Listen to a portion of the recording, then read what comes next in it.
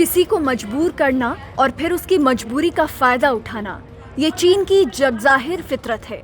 फिर भी न तो चीन इससे बाज आता है और ना ही उसके जाल में फंसने वाले देश उसकी चाल को समय रहते समझ पाते हैं। चीन के चंगुल में फंसे किसी एक देश का ये हाल नहीं है। ऐसे कई देश हैं जिन्हें चीन ने अपनी नीतियों का शिकार बनाया और अब चीन की इस फ्रॉड डिप्लोमेसी का नया शिकार बना है लाओस।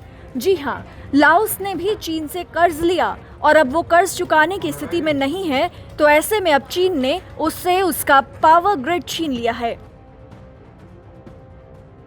यानी कि चीन ने पहले लाओस की आर्थिक हालत का फायदा उठाते हुए उसे जानबूझकर लोन दिया ताकि वो उसे कर्ज जाल में फंसा सके, और हुआ भी बिल्कुल वही। और फिर कर्ज पर भारी ब्याज लगाकर चीन ने लाओस के पावर ग्रिड को हड़प लिया। हार्वर्ड बिजनेस रिव्यू की रिपोर्ट की माने तो जिनपिंग सरकार और उसकी कंपनियों ने अभी तक 150 से अधिक देशों को $1.5 ट्रिलियन यानी 112,50,000 करोड़ रुपए का लोन भी दिया है। चलिए बताते हैं कि आखिर चालबाज चीन ने कैसे अपने पड़ोसी देश को कर्ज के जाल में फंसाया।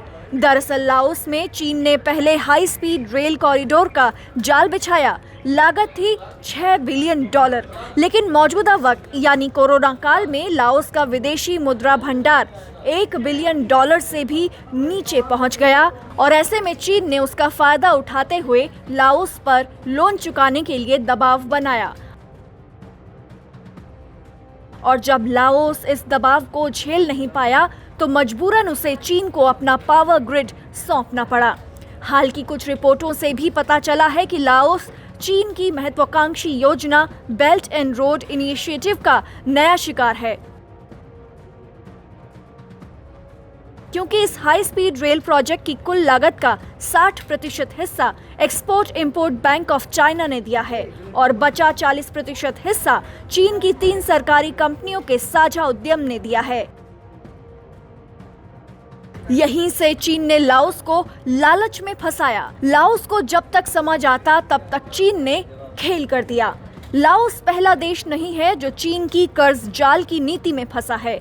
इससे पहले श्रीलंका को चीन ने अपने इसी कर्ज जाल की नीति में फंसा दिया था, जिसमें श्रीलंका को अपना एक पोर्ट हम्बनटोटा चीन के नियंत्रण में देना पड़ा। फिलहाल ऐसे कई आंकड़े हैं जिन्होंने चीन की इस चाल की पोल खोली और दुनिया के सामने उसके सच को उजागर किया।